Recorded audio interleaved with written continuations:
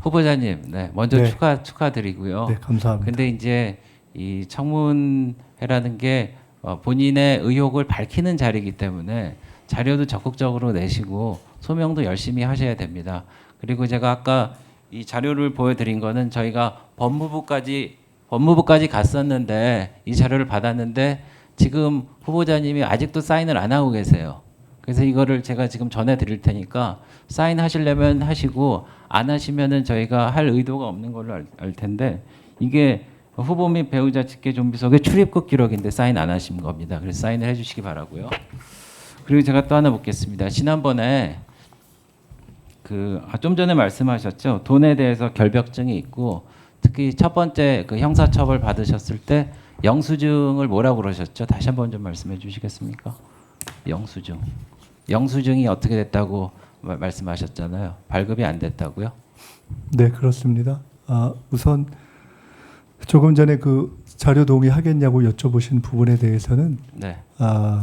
아까 말씀드렸듯이 저는 특별히 다른 어떤 기준에 의해서 하는 것은 아니고 저도 물어서 하는데 과거 한덕수, 황교안, 이완구, 네, 정호원 거기까지만 등이 듣겠습니다. 그분들이 이거 보시고요. 기준에 썼던 법규와 규정에 출입국 따라서 하고 있기 기록이니까 때문에 하시고 싶으시면 하시고 네. 하시고 말면은 본인 그래서 자유입니다. 아까 그리고 두 번째 무자료 질문이요. 네. 그리고 그러니까 말씀이 길어지시니까 영수증 관련해서 검찰에서 법적으로 문제 삼은 것은 이 후원금의 영수증을 발행하지 않았다는 것인데 중앙당에서 의당 처리하겠지 않은 생각한 실무자들이 중앙당에 확인하지 않은 것이 실수라면 실수였다. 그러나 영수증을 떼어주어야 한다는 것을 미리 알았다면은 시장 선거 캠프에서는 떼어주지 않을 이유가 없었던 일이었다. 이렇게 쓰셨는데 이거 본인이 쓰신 건데 네, 맞습니까? 사실입니다. 사실입니까? 그럼 제가 PPT를 좀 보겠습니다. 근데 판결문에는 이렇게 돼 있어요. 보십시오.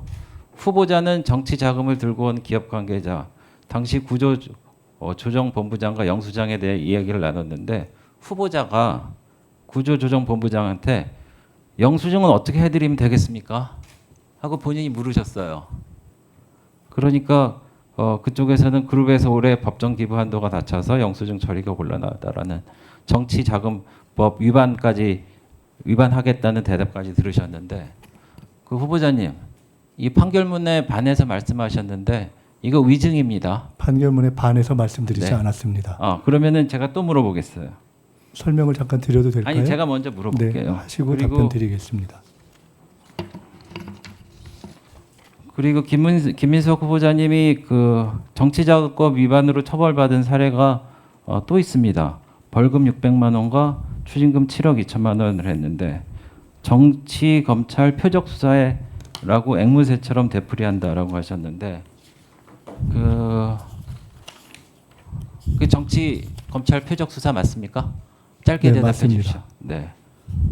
그러면은 제가 이것도 PPT로 한번 보여드리겠습니다. 다음 PPT. 다음 PPT. 다음입니다. 근데 후보자가 이렇게 말씀하셨어요. 후보자 본인이 이메일로 보내셨습니다. 다른 불법 정치자금 제공자와는 홍여 나중에 만에 하나 시비거리가 있다면은 그때는 너한테서 빌린 것으로 하자라는 그런 노골적인 발언 메일까지 주고받으셨습니다. 그리고 이런데도 억울하세요? 네, 설명드리겠습니다. 네. 그리고 잠깐만요. 제가 일단 한번 설명을 해보시죠. 설명드릴까요? 네, 네. 첫 번째는 조금 전에 앞을 혹시 PPT를 앞으로 해주시면 1차 해도 될까요? 네, 혹시 부탁드려도 될까요? 네, 말씀을 하십시오. 1차 정치자금에 아까 네. 그룹에서 올해는 법정 기부 한도가 닫혀서 영수증 처리가 곤란합니다. 라고 하고 중략을 하시고 판결에 대해서 쓰셨는데 그 뒤에 제가 그러면 나중에 실무적으로 처리를 할 방법이 있는지 알아보겠습니다. 라고 하고 제가 전달했다는 부분은 빠져서 지금 말씀을 하셨고 아니 근데 그 부분이 포함돼도 마찬가지인 게요.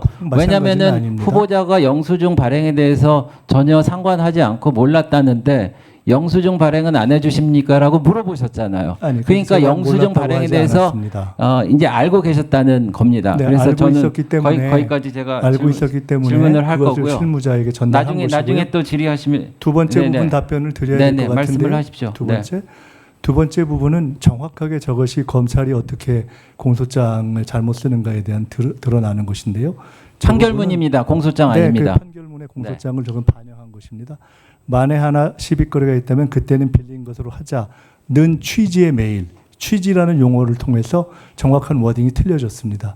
저것은 혹시 검찰에 필요하시면 그 당시에 이메일 기록을 요청하시면 저런 워딩이 정확하게 쓰여 있지 않은 것을 확인하실 것이라고 봅니다. 저는 저런 워딩을 저도 사용한 바가 없고 당시 상대방도 사용한 것이 없고 검사가 저런 식으로 취지라는 용어를 써서 왜곡한 것을 법원이 그냥 받아들여서 사실상 통상 검찰에서 8억 정도 이상의 규모의 경우에는 전혀 부과하지 않는 벌금이라는 기묘한 네. 판결이 났던 알겠습니다. 이유입니다. 후보자님이 지금 판결문을 그러니까 인정을 하지 않으신 거예요. 그래서 판결문을 갖고 설명드렸습니다. 그러니까 판결문에 검찰의 주장이 실렸다고 그래도 판결문을 할 때는 법원에서 검찰의 그 주장을 받아들였기 때문에 이렇게 한 건데 아니라고 하셨기 때문에 그 정도로 하고 넘어가겠습니다. 설명을 그리고 다시 또 하나는 또 드리겠습니다. 그 아까 주진우 의원님 질문하신 것 중에 배우자가 처갓집에서 2억 받았다는데 매년 나눠서 받아서 생활비로 쓴 것입니까?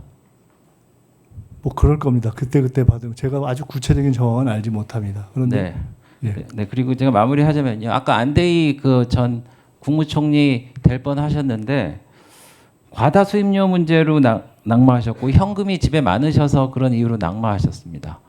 그러니까 후보자는 어떻게 보면은 그 6억 원이나 이렇게 받았다는 게 사실 일반 국민들이 보기에는 좀 높은 기준이라고 할 수도 있는데 사실 그거에 대한 특별한 언급은 없이 그냥 6억 원 받았으니까 뭐 문제가 될 게 없다 뭐 이런 말씀을 하셨는데 그래서 이제 중앙부처를 총괄하시는 입장에서 기강을 바로 잡으시고 공직자 윤리도 하셔야 될 텐데 이 부분에 관련해서는 글쎄요 좀 아무런 문제 없다라는 것보다는 그래도 이러이러한 문제가 있었으니까 문제는 만약에 없었다고 하면은 그래도 이런 거에 대해서는 바람직한 것인지 좀 자숙을 해야 되겠다 이런 말씀을 좀 하시는 게 맞지 않나 저는 개인적으로 생각합니다.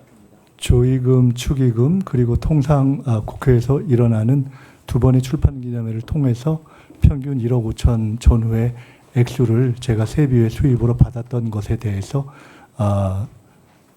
아예 그런 것도 받지 않았으면 더 좋았겠다는 아쉬움을 갖고 있다는 말씀을 드립니다.